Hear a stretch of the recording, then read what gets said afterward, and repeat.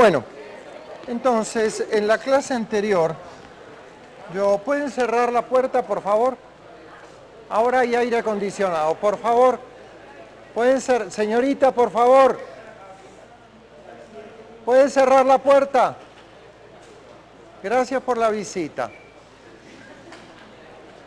Ok, entonces, en la clase anterior, yo definí el momento angular.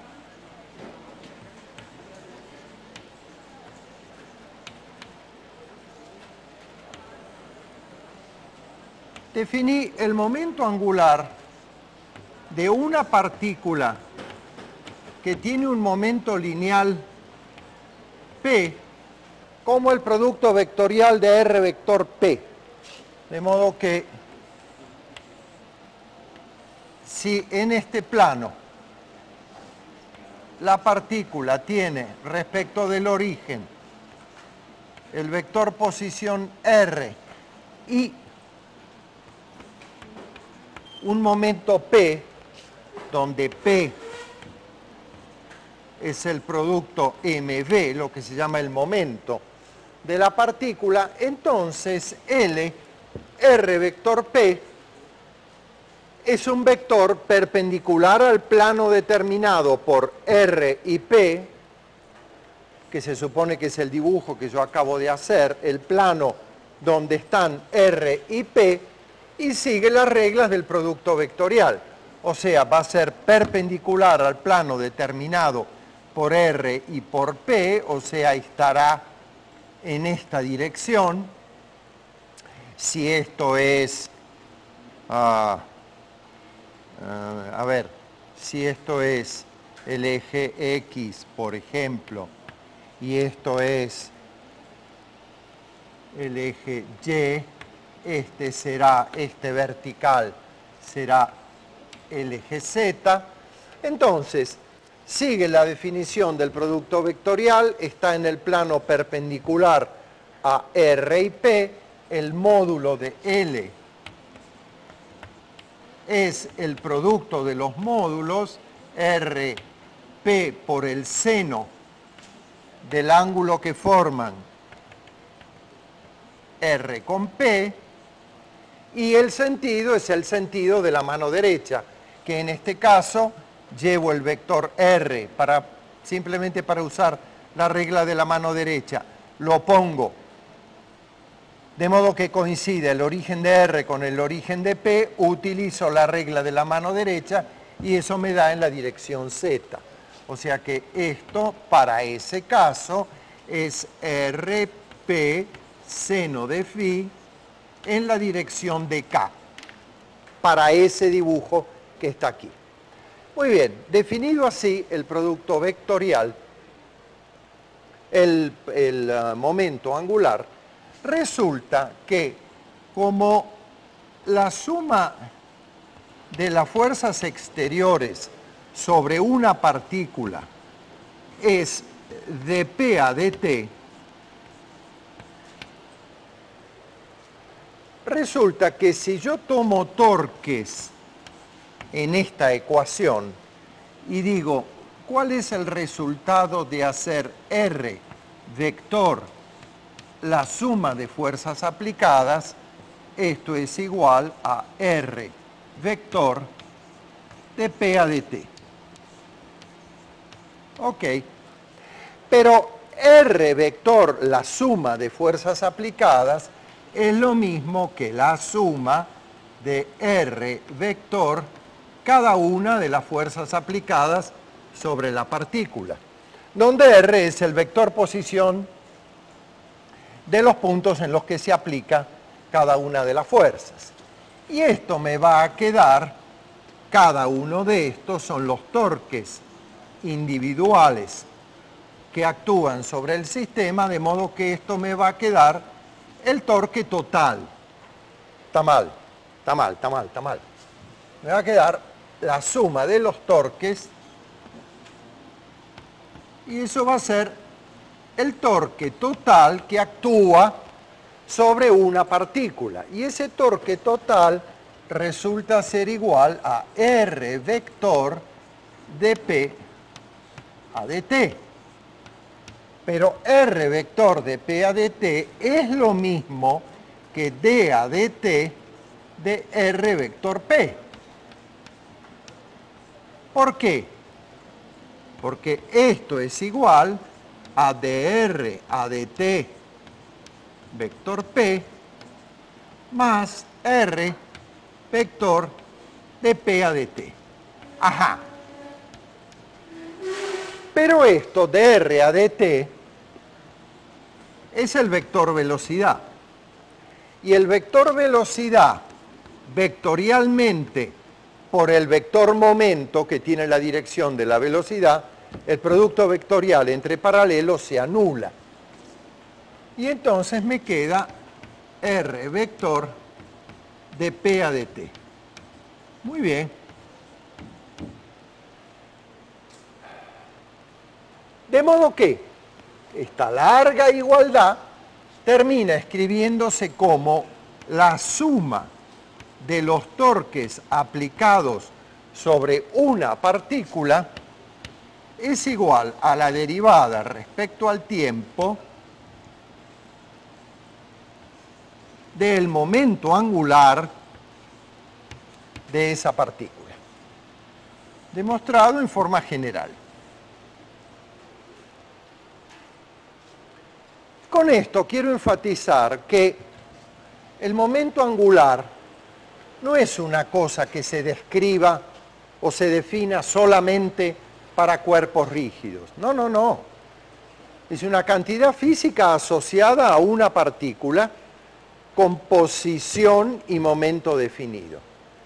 Y de la misma manera como la ecuación central de la dinámica la escribo como que la suma de las fuerzas es el cambio de momento, también puedo decir que para una partícula la suma de los torques es el cambio del momento angular. Vamos a hacer un ejemplo que muestre esto en aplicación. Esta ecuación. ¿Es una ecuación nueva? Bueno, sí, es una nueva visión de la ley básica de la mecánica aplicada en este caso al movimiento de una sola partícula. Para una partícula no es imprescindible, para muchas sí va a serlo. Pero vamos a ver entonces cómo funciona esa ecuación en el caso del movimiento de una única partícula. Vamos a ver si dice cosas nuevas o si simplemente se limita a reiterar lo que ya sabíamos. Vamos a hacer un ejemplo.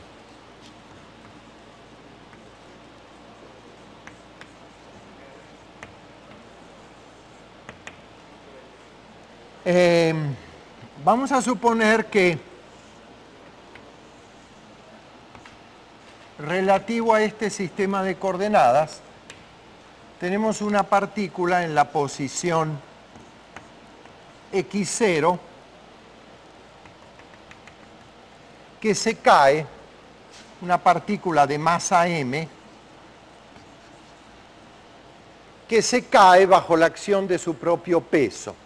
O sea, una partícula sobre la cual está aplicada la fuerza peso. Entonces, el ejemplo dice, calcule L, el torque aplicado sobre la partícula y compruebe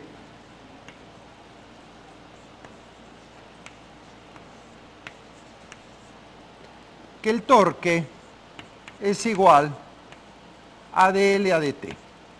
Perdón, L chiquita. Calcule, A, B, C. Compruebe que el torque es dL a dt. Bueno, yo ya sé en realidad cómo es este movimiento. Es un movimiento muy sencillo. Es una caída libre, vertical, porque no hay componente inicial de la velocidad. en el sentido ortogonal a esta fuerza, es simplemente un movimiento de caída libre. Vamos a verlo ahora desde la perspectiva de esta ecuación. Bueno, vamos a empezar a calcular L. L, por definición, es R vector P. Obviamente L cambia con la elección del sistema de coordenadas, porque va a cambiar la velocidad relativa al sistema de coordenadas y va a cambiar el R. O sea, L es un vector que va a depender del sistema de coordenadas que yo elija para describir el sistema. Muy bien, ¿cuál es el vector posición de esta partícula? Este, R. Obviamente va a ser función del tiempo. Partículas que no se mueven, o sea que su vector posición no cambia en el tiempo, son partículas triviales que no es lo que nos interesa aquí. Disculpen un momento, voy a apagar esta cosa. Entonces, ese es mi sistema de coordenadas. Yo tengo que hacer el producto vectorial de R con el peso. Muy bien, para hacer ese producto vectorial, si ustedes quieren, yo despego este vector y los pongo así, cosa que no lo voy a hacer muy a menudo, simplemente para, en este momento, acostumbrarme a calcular un producto vectorial. Entonces, ¿esto qué sentido va a tener? Va a tener el sentido de la regla de la mano derecha cuando R gira persiguiendo a P. P es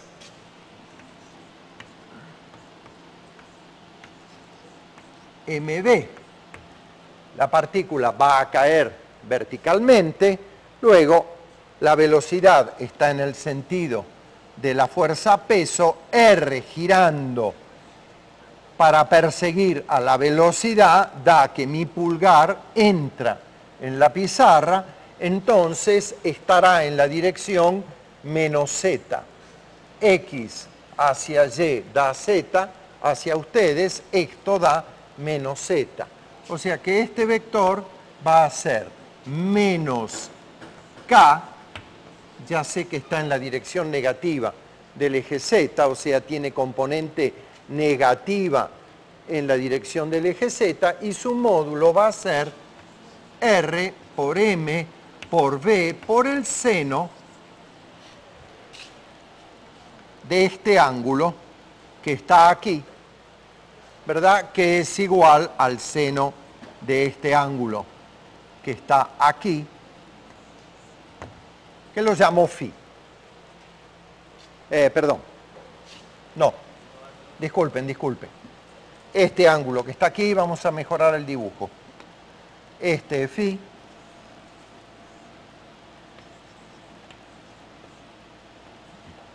Y este también es phi, porque son opuestos por el vértice, ¿verdad? Ok, entonces me queda menos k RMB por el seno de phi. Muy bien, pero esto lo puedo escribir así, como menos k por mv por r seno de phi. El seno de este ángulo phi, el seno de este ángulo phi multiplicado por r sin sombrero de vector, que es la magnitud de este vector posición, r por el seno de este ángulo da x0.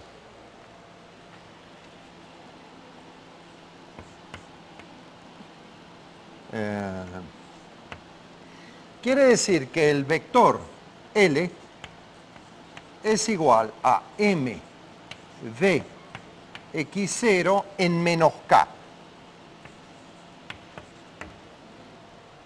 Este es el vector momento angular de la partícula. Fíjense que no es constante en módulo, porque la velocidad no va a serlo. Yo ya sé que este x0 sí va a ser constante, pero el módulo de la velocidad no. Muy bien, esto es el vector L para la partícula. ¿Cuánto vale ahora el torque de la fuerza aplicada. La fuerza aplicada sobre esa partícula es el peso,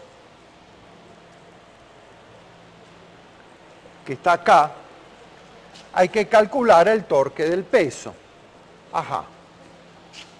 La suma de todos los torques deja nada más que el torque gravitatorio, que es igual a R vector mg. El torque ya lo teníamos claramente definido, era R vector F, y F es mg.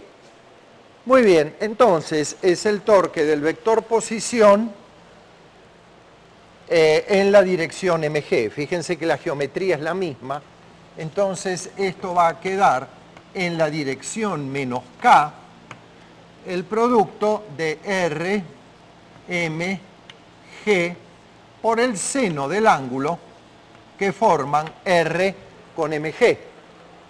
R con MG forman el ángulo φ. Pero R por el seno de φ es x0. R seno de φ es x0. Quiere decir que esto es igual a menos k por mg x0. Muy bien, ese es el torque. Y ahora a mí me piden mostrar que es verdad que el torque genera cambios en el momento angular. Vamos a ver, ¿cuál es la derivada temporal del momento angular? La derivada temporal del momento angular es la derivada de un vector de dirección constante, pero que tiene este término de módulo variable. Quiere decir que es menos mx0 por dv a dt. Derivada de L.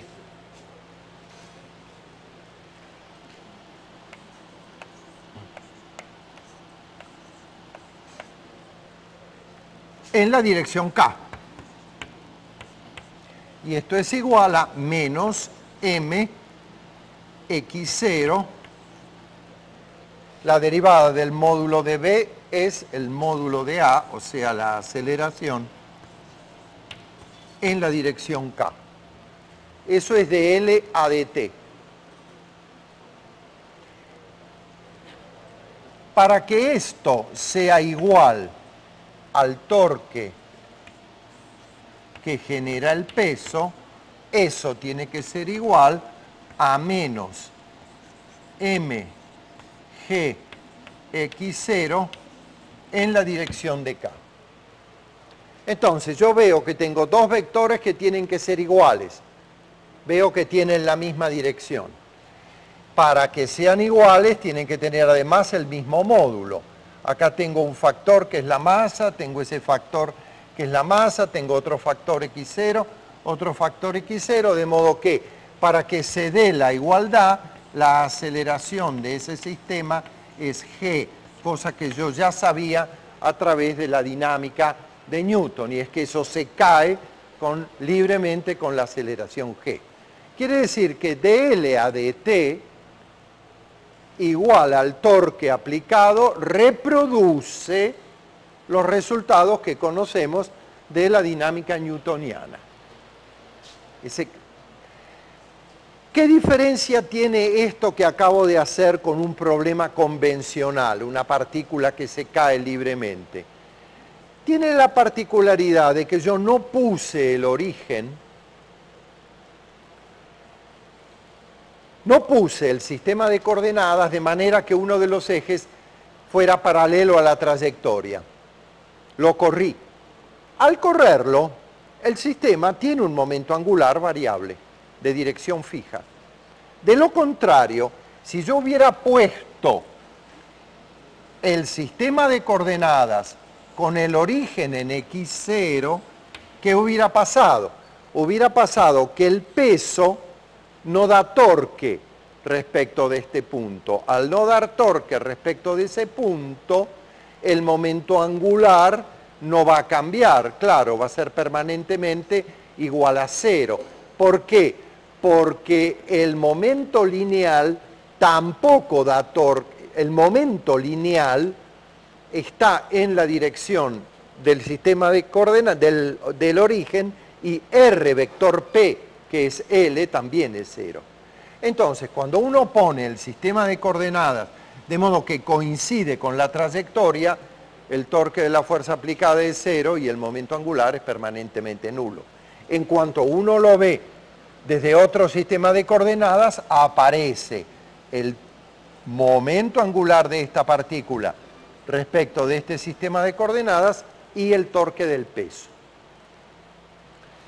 Bueno, bien, eso para mostrarles que el momento angular no está restringido, el momento angular no está restringido al caso de que la partícula esté rotando, ni el torque de una fuerza está restringido al caso de una partícula que esté rotando.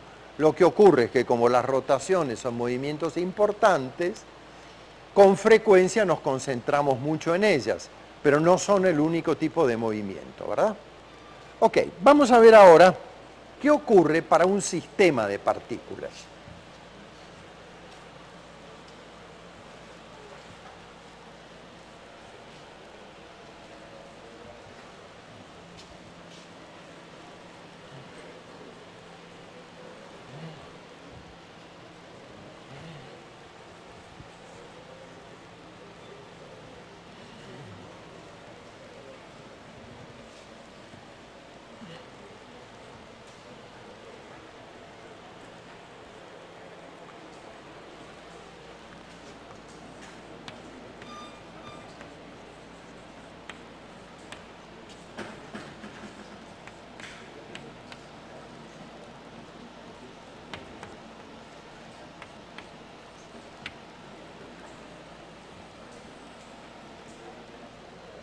Un sistema de partículas, como ustedes saben, es un conjunto de masas puntuales distribuidas en el espacio. Para simplificar el dibujo, yo voy a considerar solo dos partículas.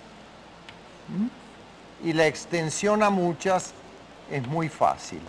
Una que en este momento está aquí, en la posición R1, y otra que está aquí, en la posición R2, y sobre esas partículas actúan fuerzas.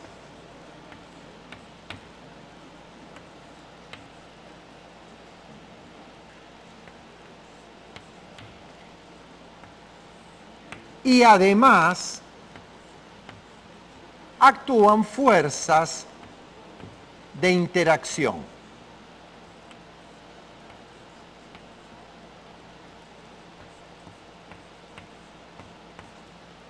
O sea, sobre esta actúan F1, F2, F3, F4, sobre esta actúan F5, F6, F7, F8, y además actúa sobre esta F1,2, cuya reacción es F2,1.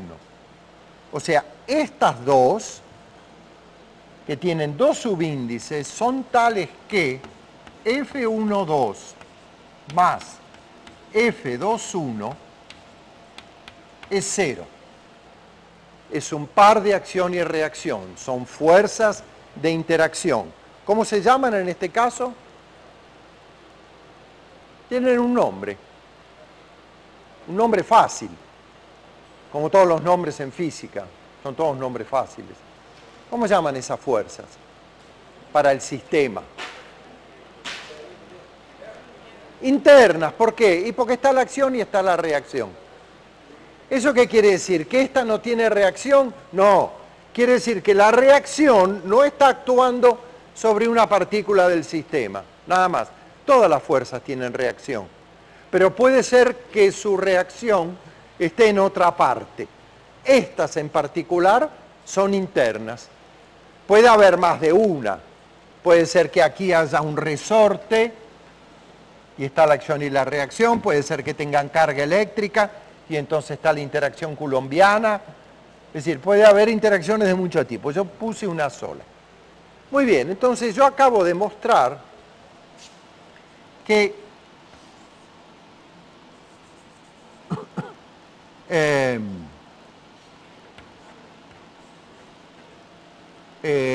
vamos a escribir, la suma de las fuerzas aplicadas sobre la partícula 1 es el cambio de momento de la partícula 1. O como acabo de escribirlo recién, visto en términos de los torques, la suma de los torques sobre cada una de las fuerzas que actúan sobre la partícula 1 será de L1 a dt. Esto implica que la suma de los torques sobre la partícula 1 es el cambio del momento angular de la partícula 1. Y lo mismo ocurre para la partícula 2. La suma de los torques sobre la partícula 2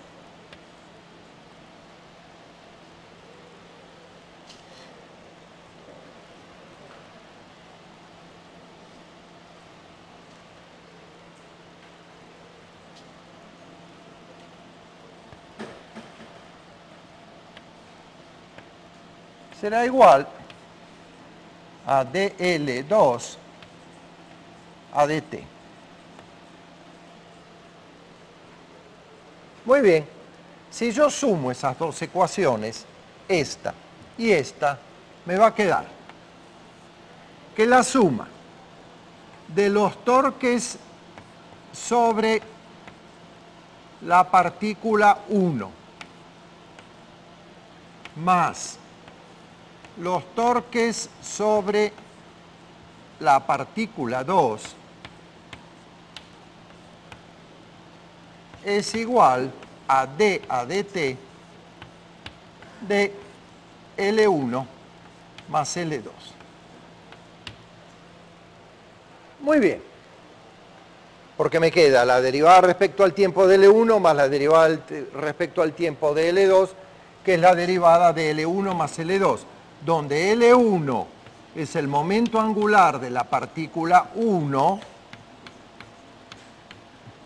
y L2 es el momento angular de la partícula 2. Ok. ¿Pero esto qué es? Toda esta suma es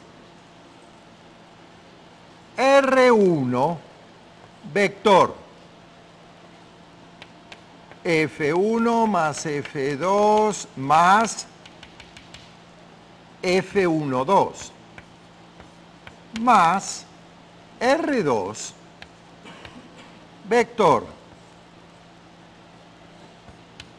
F'1 más F'2 más F21 igual a D a dt de L1 más L2. ¿Qué es F1, F2, F12? Estas son las fuerzas que actúan